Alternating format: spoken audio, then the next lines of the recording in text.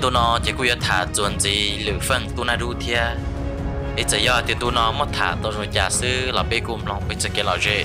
lâu trở lại cho nó nhung nhau rồi số chùa nó sẽ thia thầu nem lòng ta là thọ còn này sẽ đợi chuẩn chỉ cho cái nó cái như rồng xí nhớ là cho tỏ cả lúc xưa ở trên nhung thầu lửa phân tụi nó đủ ở tụ thơ tụ trò của giờ chứ không bỏ thia trả tụi lòng cả cô trả cả là một cái xia lửa phân lửa phân của tàu kia ít bộ trái dạ cho số cho cái phe thiết giờ lấy một nhông cho số là số những chỉ cho lấy chơi số những cái trời một lấy tua cho nên chân chơi chỉ số một tua ở đây bao nhiêu mình nhổ rong câu là lấy một yếu một lấy bao nhiêu mình nhổ lấy là thầu rồi lên nó chỉ chú trọng bỏ thiết trả tổ lông cái mà lên cái xia thiết cái mà lấy bao tròn để số cho cái phe nhớ cho thầu nó là lửa phân dễ chính chân cái xia là vì cái tí tông chẳng xia tí tông một số là cho số ít lửa nó là我找雷锋也包了和第二吨的呢，嘛只包的当地呢，小于我的知道几天，雷锋贴着还中个第二里呢，但是呢，比较被生出这，对啊，包年没有啊，对只了最多，中天对包年呢，你要对面对面有呢，稳住到头了，这呢，老姑嘛包年没有天，呢找家老木这包年没有nhau呢。sẽ bé là nhỏ là u lên nó số lia tua bé giờ bé nhỏ chỉ tàu chỉ bé mà lịch kia họ giờ bé nhỏ lên nó mũ số lia chỉ tua bé là số lia họ chơi là cho cái phe tiết chúa phe đó bé là nó chơi bé họ là nhỏ mũ nhỏ toàn đây nó giờ là sẽ rong giờ là cu giờ chúa phe đó bé thế để suy giờ là sát tua bé thế là sát trắng bé thế là để chờ giờ là nhiều tua phe đó bé trên cái cô chờ wali lửa phân hai cái cô trả cá là một trăm cái bao niệm mình nhỏ là thầu rồi nó số liệu cho cái phe những trợ mua nhau chỉ tung dùa số liệu những trợ tua phe đó mong ta rõ gì lửa phân là con chuyện tàu cho hậu cá hậu kế để sử dụng chỉ mới cho hậu cá hậu kế ủa cho tôi cho mong để nó tự chưa chợ tôi cho mong để nó kia liền vì hai để cho mong để nó mà trong thầu là thế giờ lại một cho nó khó tư mà chơi trong hạ yo bù cho con tờ trên năng yo tuổi ba ít bờ là một lỡ phải nhà bao thì yo cho chỉ tao ba mong để nó kia đi thế là tôi trong ta một nó là lại nho là để chờ một con một lồng một plei một chú rồi nó chỉ chơi trường khí thảo rồi nên nó chỉ lỡ phân là cú lại nho tí xua cho cái phe tí xua cho cái lý hiệp đi nó 我讲了了大边nu说在这里接大天只多了这波到热梦里了。lệ phân là cô tàu rong nọ cá nhau rong cô tàu rong là một cái nó cứ hậu cô tàu rong là một tu chia tu chú là một chữ là ở bên nó cho tỏ cá mỗi nu chỉ số giờ mình đi tôi giờ mong sợ nhau đồ sát từ li tôi giờ mong đợt nó luôn bê hu lì tông qua nè giờ mình đi tàu tôi lì tông qua có tôi một số sẽ ba mong đợt nó what chỉ sẽ lệ phân là what chỉ thì một số sẽ ở tu thời tu trò what giờ chỉ想bỏ theo trả tuổi lông cái ở nhà sẽ lên chia tiền chia một tờ chỉ tôi một xe la chỉ tôi một kia tôi cho số nói bao lì là ấy là dùng ba tu trò thì dùng một tuổi lì cha thầu cho số đi tùy lì tông quan đó nó chỉ lì tông quan chỉ lì nhà trái tôi là trò buồn trâu rõ mong thầu lì tông quan tôi chỉ là những bỏ bao thì lì tông quan chỉ tụt mong chỉ là cô bố lì tông quan là trò là lúc rõ thế thầu cho nên nó chỉ lấy tông qua là cho họ nó thiết là một chia chú trọng bỏ thiết trả tuổi lông cả giờ là một nông chỉ lấy cô giờ hết tiền ô chú trọng bỏ thiết và trả tuổi lông cả ở lúc chế nhất đọc qua bên tu rõ có giờ lên nó chỉ lấy tông qua giờ thâu cái tụng một số bé giờ có khó trong giờ chỉ lấy bỏ chú trọng bỏ tự là chú trọng bỏ giờ thì ô tụ cứ đi có tua xa có giờ lần tư có tua có sao tàu đã chỉ lý tông qua thì giờ thì ô của luôn bề hù lý tông qua của tuần đó nó chỉ như sáu tuần cho nên sẽ làm mình chỉ xứ thầu nó chỉ lý tông qua thì hai ta lên nó chỉ chứ trong bỏ thì giờ thì vô sẽ làm ở đó chỉ thì có mua hậu lửa đã chỉ yuan chỉ ư thầu nó chỉ lý tông qua thì giờ hai trâu chứ trong bỏ hai thì có mua cho và trả tổ lông tua thì cho mua đã chỉ bên mà lấy sẽ làm cho giờ lên nó chỉ chứ trong bỏ thì giờ hai trâu lý tông qua hay thì giờ có một hậu lửa lọt đã chỉ họ vô hay cho trả tổ lông thế lý tông qua thì giờ thì có vô lì qua hay có một hay có tàu cha tuổi lông tua trọ ấy bé tuổi nó xí xa la mua hậu lì chẳng chẳng hàng giờ li nó chỉ giờ chỉ lấy bỏ chứ tuổi chứ xong bỏ nhàn đại một đồn trả cha tuổi lông chế chỉ giờ chỉ có trồng thì hay cha tuổi lông tua tiếp bên trên đó chỉ chứ xong bỏ thì cha tuổi lông cái giờ tàu kế tuổi chân tuổi đó chấm lúc họ trồng cần cầu giờ li nó giờ chỉ lấy bỏ lì tông qua thâu cái tàu nữa na là tục ý cho nhiều mà đầu chiến đầu tròn tròn chiến tranh tròn tới đỡ bị bầu tế cho nhiều kinh nghiệm tròn ta bỏ mà tròn chiến tranh gì rửa tròn tới sư chìm lùng bla sư thầu nóจะว่าđâu chứ không bỏ thì trả tuổi lòng cờ sụt sụa sư thì u chả có một chỗ nhiều nó đầu tam bộ nó cho đi nó lý tông qua thì giờ thì ta xin nó xin để bỏ sát chợ cho mong họ nó sư cái thì giờ thì uyên sát chợ cho mong nó cơ lý thì giờ lên nó có họ sát tàu đã chỉ tiền có cuộc thể luôn chia là đồ bê là bao lý tông qua thì giờ hay lý nó đầu chứ không bỏ thì trả tuổi lòng cơ hay tiền ta xin nó cũng bao ít giờ họ kế tới thì chờ cả tôi cho mong đợi nó lại ta xin nó mà chỗ một tí giờ họ kế số những hai chỗ cũ thì số lúc bây giờ mong hàng vì bây giờ mong dễ cho nâng rộng chỉ nhập lâu nhận tu chỉ nhập sai nhận lù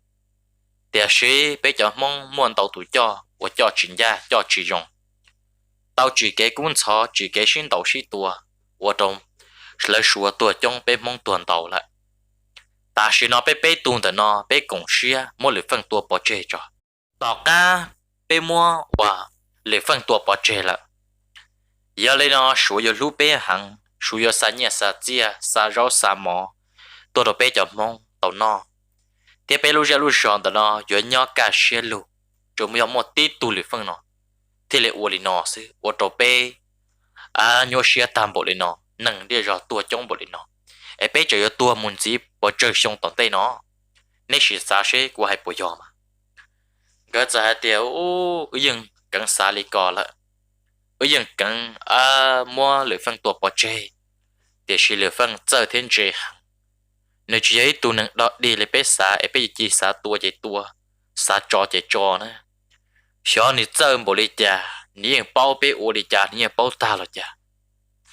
bé cho một tua là những tua chỉ tao chơi thâu lại là ô tô chuyện cả xe lúc xe xả là ý xả đi có xả thế hạt thì bây giờ cái xin đầu xin tua đi nó thì chu tao là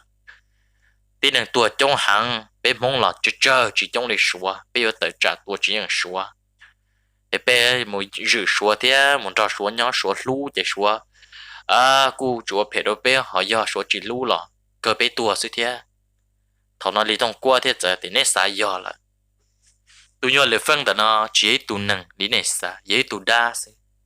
nếu là mồ mà nếu là một chỉ cái cuốn sổ nơi trong tay tụi đan rồi nhung xả là muốn nó nhung hậu triệu ôn nâng cả tua bộ trong bộ hạ xí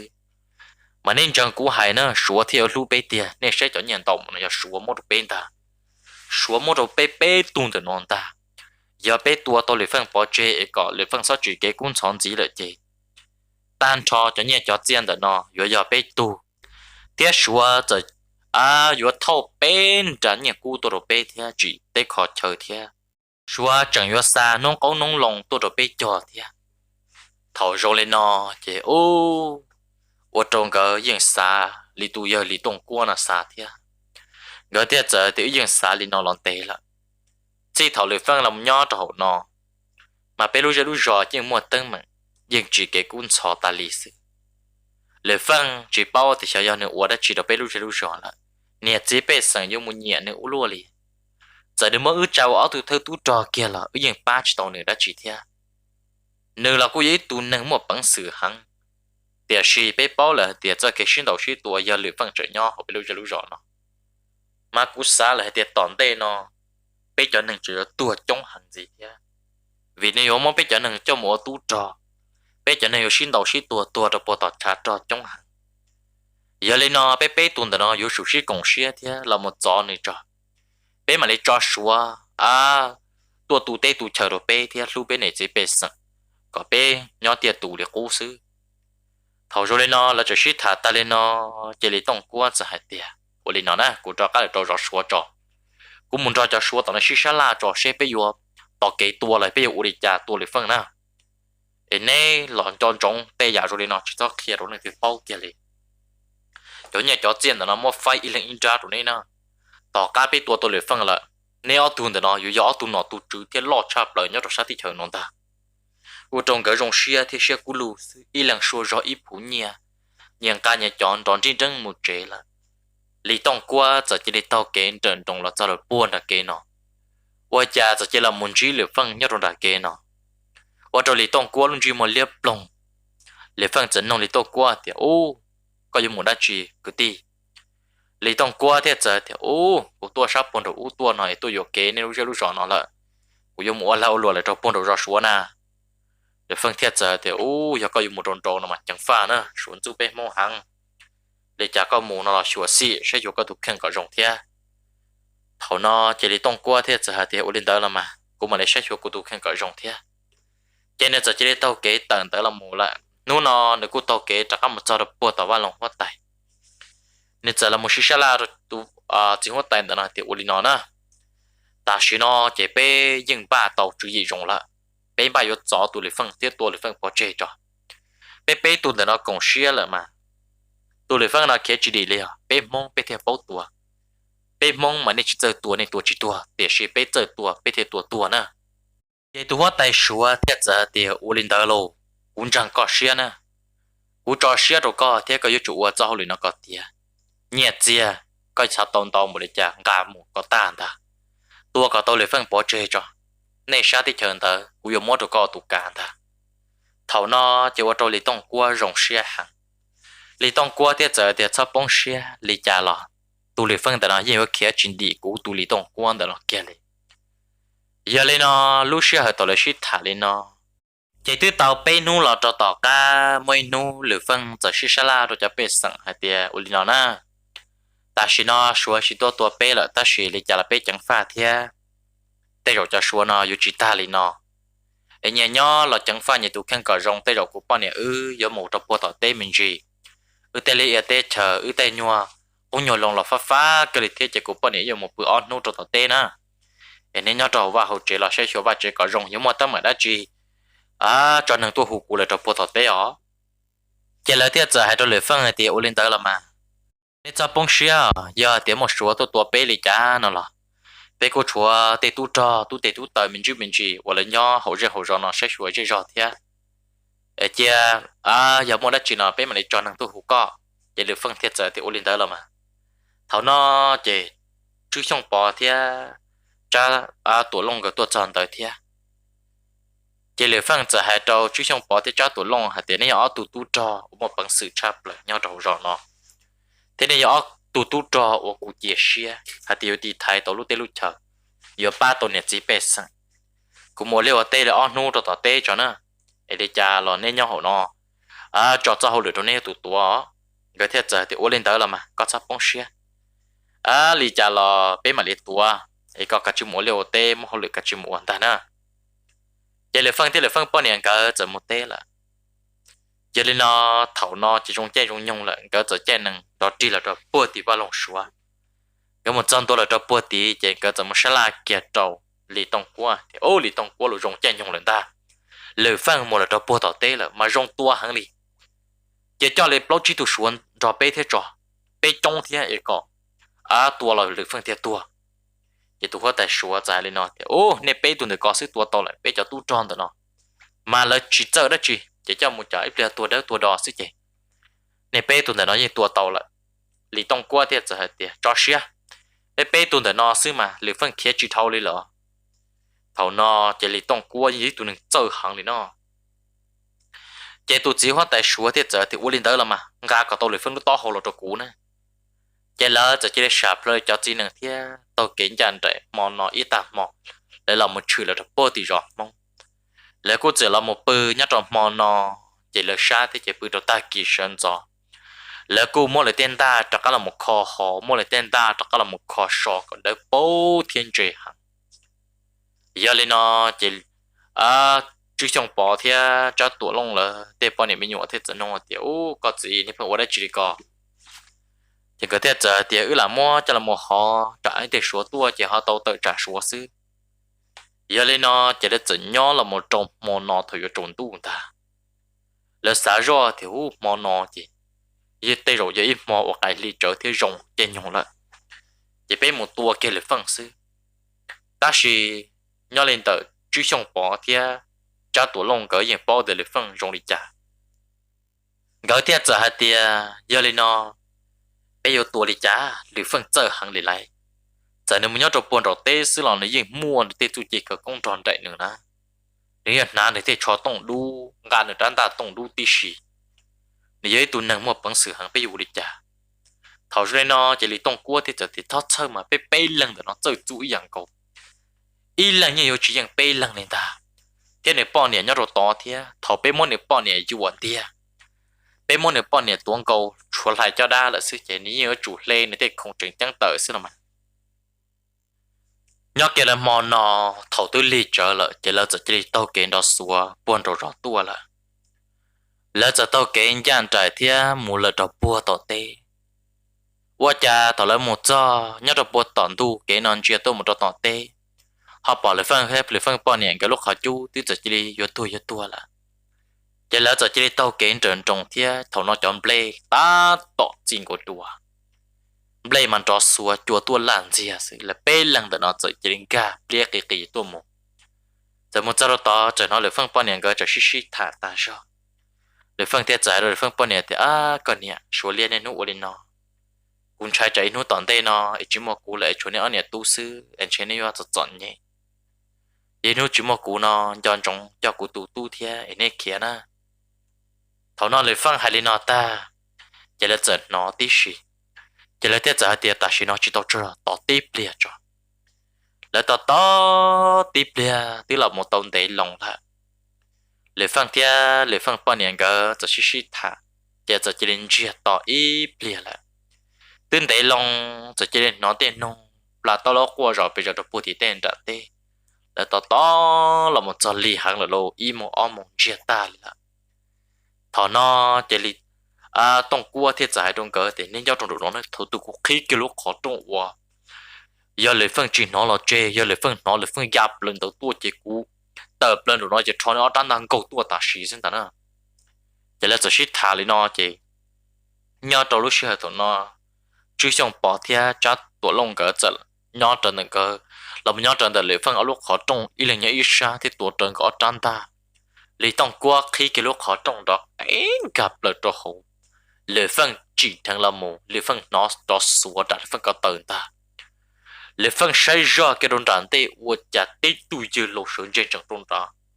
lấy phân tê vừa nữa tràn ta của cháy tràn ta dạp lại tí tê tổ lấy phân nút đùa我家到治疗我大选的，你分么？你分半年头点我呢，头出到什么个节到碰到碰上战的，你这波折你都没用啊，头那你分半年这波折都没用啊，你分长个你分战大压了手节的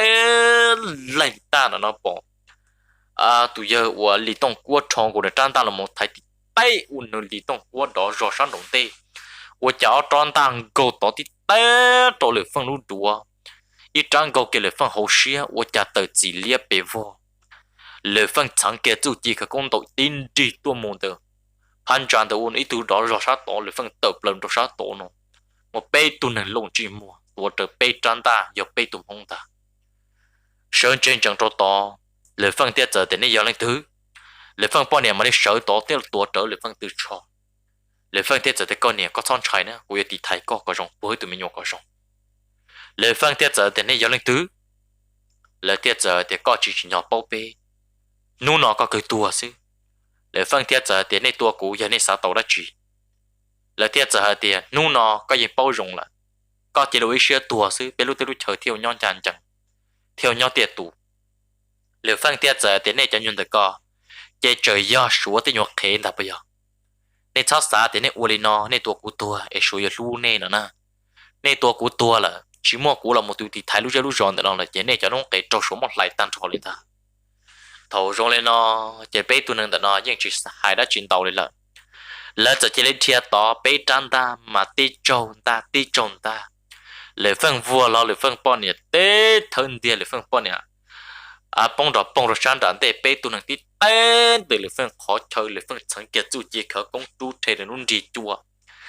đầu tiên chỉ tao nó là một bé tu nâng ya rồi bây giờ bị bông trong đá rồi bé ô chả bé trăn ta ya bờ tao lòng cầu thì té lửa phân hậu xia tờ chỉ lửa phân chẳng kia dù chỉ có con của nó trăn ta chúa tí tê sống tu nó là một bỏ bé trăn ta là một thái té lặng bờ trong sáng trà lửa chú thế là chọn trình tao pin phong trong lửa phân hậu xia lửa phân chỉ mô ở đó lửa phân thì là ở chuẩn tao được tông được sát tao lửa phân hai cái đó lỡ thế này cho nhuận năng tại nó này phê cần cậu này sao tụ xia được cũng nè lửa phân chẳng cho chua ý ra chú chỉ khởi công giáp lại tao nó tên chờ từ tôi một chỗ ít tụ giáp lại rồi sáng đàn tây vùng đó tung ít tụ giáp lại sáng đàn tây vùng đó tung thế ôi chả tí tụ kia tao làm một lửa phân trận cũng trên tròn tỏ bên đi tôi một quân này vùng đó tung cho hậu mỏ tụ giáp lại cầu tí té lửa phân đó cổ tờ chỉ level rồi sáng trả ít tụ chế tí té lửa phân nó đùa tờ chỉ level xây dựng chỗ đi trả đi thầu nó bé tụ nên nó tua chỉ quân là chọn đa mà khi ta pi ta đi ô vô chả tụ nên tụ nên hàng tam bộ nó mỏ tụ kia lon đó xua tao là một tên cầu tôi lửa phân hậu xia nữa nè ô chả bỏ lửa phân chẳng kia chú chỉ khởi công chú chơi lửa phân nó điên đầu tí té quân ở tụ chẳng tiêu rồi sát ít tôi khiến nó xóa tao lửa phân giáp rồi tao nó trận cũng chơi cho tên chơi cho họ lửa phân tên chơi từ uốn nó xóa đấm phong trụi lúc con tổng từ chơi uốn ra cờ xứng ta ở tôi kia kia tao đã có là một lửa phân trận của ý giáp tao chạm tao nó tên của lửa bên ra trận của tên yêu tao nó đấm phong tôi một chỗ tuần tới uốn này giá chạm tổng đạt được ở tuần tới uốn nó tung được sát tao người sợ chẳng một bé tôi nâng tụi nó lỡ rồi chỉ thong của bé trắng ta tuôn tôi được tiền ta thầu nó chỉ lên chạy trở lần ta lấy lửa phân gan nã lộn ta lỡ rồi chỉ lên thì ở bé chùa tụi tao ca ôi chả lửa phân thong của nó trắng ta thiết kia đó số tao là một chỉ lấy giáp lỡ tao là một lửa phân trắng ta tí lạnh ta tôi một đôi tụ hậu xía ôi nên nó quay xuống wow nó sư chỉ vô nó tung được sát tọn đây ôi chả tụ thầu lần ta lửa phân sát tỏ lửa phân nó mà ở trắng ta xuống để lửa phân lú đùa được sát tỏ tờ chỉ lấy vô xí lệ phân tê long trọ cá tròn trên tàu té ít tụ to hậu này vùng đó tung trong tờ thầu no chỉ lệ phân bao nhiêu nhớ trong trả toàn cho xí chỉ lệ phân bao nhiêu chỉ lệ hùa thì có gì bác của lì tông của từ giờ chỉ lì mua lệ phân bao nhiêu lưu cho đa mua lệ trang đã tương cầu cho lệ phân bao nhiêu lưu cho đa thiết tụi mình nhung lì tông của hai trâu lì phân hai tia có chỉ lì mua có trang đã bọn được có thiết lệ có lúc cho tông lưu ta xin nó giờ chỉ lên đó chỉ có bao nhiêu cái tua xí thầu rồi nó chỉ lì phân giờ tiệp phong dữ có thiết cũ ư chỉ tao mua cái chờ cái chỉ đã chỉ giờ vì ra từ trả từ có thiết lì u đi nó lì phân hai ta lên nó chỉ lì phân bao nhiêu thiết giờ hai trâu lì phân thì có gì có cháu khu sĩ cũ lý cha là cả chi bằng cái cho xia có giờ lúc họ bảo giờ ba tôi cho mong là của cho xia chỉ muốn ông kỳ có chỉ li kia ta xia nó một sư có thắc vấn gì lệ phânจะให้เราตัวเยอะแต่น้อยเดียก็ตัวนั่งแต่ก็เพกันเขาอย่างกูสาจิตจะไปจะมองจะมัวจะชัวเทียชัวอยู่จะให้นั่งเลยนอเทียเท่านั้นลยฟังเที่ยวเอเชียมันในจันตาจองดอกป้องจนตามันในรู้ชอต้องรู้เลยดอกชั่วจนตาตีรู้หยาจีหยาป้องดอกเป้าจนตายาเลยนอจะจีได้ปอลีต้องกลัวจะจีได้ให้กระโดดจนตาเทียในหลังการเลยฟังจันตาที่รู้ชอต้องรู้ตาชินอก็จะเขียนดอสัวต่อละมังการรอเลยฟังรู้ชอต้องรู้เทียเลยฟังจันตาเท่านอเจเลยจะได้ปอเลยยับเลยต่อละเกาที่เต้ต่อเลยฟังนอเดี๋ยวชิวจะเจอจีนปลงเจียสิยังจีต่อเลยปอเลยฟังจ้องใกล้รอเกียร์รอเขายังจีต่อจากการสูตัวเกียร์สิแล้วทอนตาเจียวไปเตะละมุยังจีอุริยาโอ้เท่านอเจลีต้องกลัวgiờ chỉ để chẳng kia chú chỉ khởi công bùa tí té trôi lì phân bọn nè đó do đồ sáng đàn tuấn chạc thì lì tông của gia lần trả là mù thầu no chị chú xong bọn ta nè thiệt của cha tụ lông gỡ cho nhau trong tờ lì tông của sai kia chú xong bọn cho nhau dễ trâu lì phân ta cho lo để tránh đang câu tỏ chú xong bọn cho cậu tuột té chắp lời chứ không bỏ đón chua cho lưỡi phân pla uốn lưỡi phân rộn tua trong tờ thầu nó chỉ trả tuổi lông say ra ô chà lý tông cua họ mua chứ xong bỏ tua nó thầu nó chỉ trả tuổi lông thong của nó trả ta tên lên ta tổ lòng mù giờ chỉ để bỏ lý tông cua thong của nó thong của nó trả ta chắc là một thành cầu thiệt dài kia trâu trả tuổi lông thì có chịu我的chỉ được có chuối tua tàu tụi nhau lấy phân để nó xí là mà giờ giờ bông chơi tụi phong gì là cá liệt thầu nó chỉ trả tuổi lông như chỉ cả lên ta trả tuổi lông thong nó trả ta thì tua ta rồi lý tông cua thầu nó chỉ lý tông cua chẳng kia chủ chỉ khởi công đầu tiên đi uốn nữ trả tổ lông tuần tuần trả bộ nó tông tuần tới我家晒给多么这是只包里分贴里分包年个了想个kia投tư贴bởi投tưเลยละthầu nóจะว่าtrâu lý tông cua mà chỉ hẳn thiết cứ xuống đó tró cơn cầu li giờ lên nó chỉ nên dần thiết cứ của đủ trâu nó là chỉ bỏ li mà lấy sai rồi rong tua chỉ chú trọng bỏ tí tua là họ trả tổ lông chỉ chỉ để sáng tới là xứ lý tông cua chỉ hay cái đồ trả tổ lông thì có thể cũng yêu nhau trong đó lại nè tu năng đó nó yên bảo thì bây giờ lần từ là có chỉ đến trò của một sự qua hồi lại có tiền trò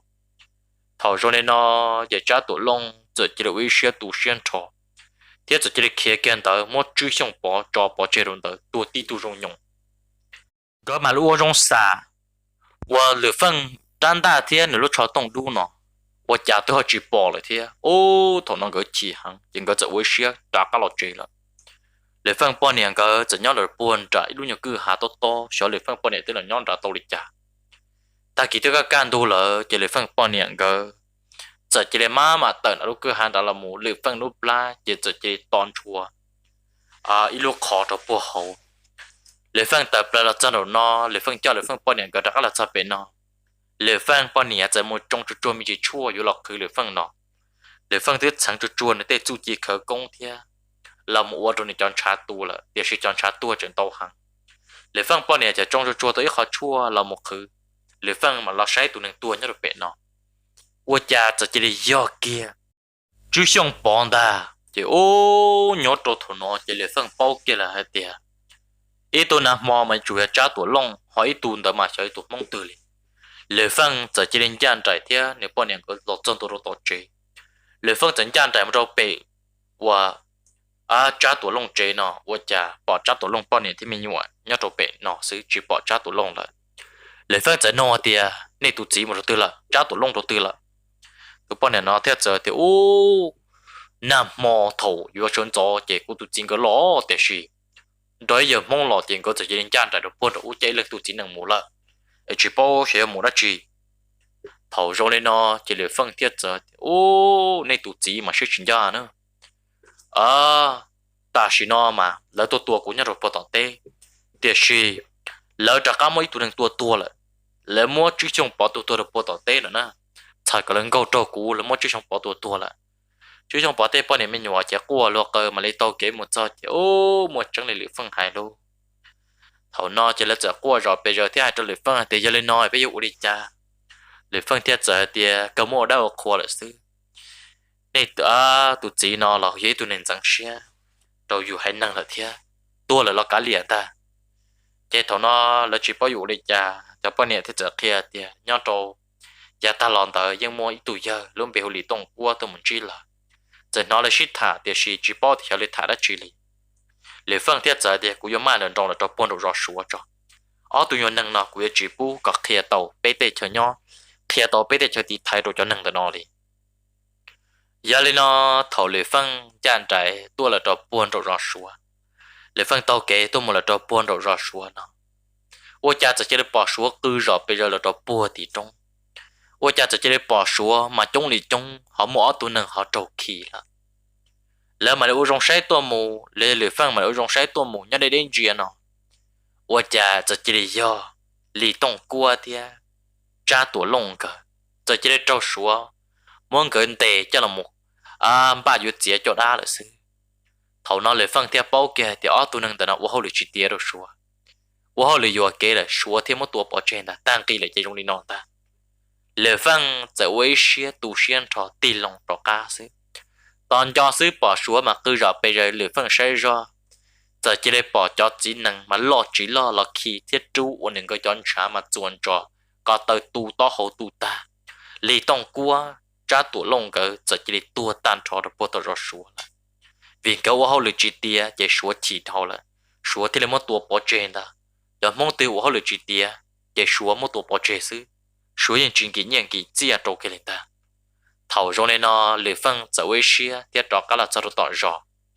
thầu nó chỉ lựa phân giờ chẳng pha hàng đi là vì lựa phân bao hạt tia ta chỉ nó số tên tia cho nên nhớ trâu nó là chỉ bao thì cho nên nhớ trâu nó dụ ra từ tua thì lựa phân giờ sao cho lựa phân bao nhiêu hạt tia chế béo nhớ chỉ tàu lại ta chỉ nó mà muốn tàu trắng tàu giật tăng mình trồng trái hàng tua lại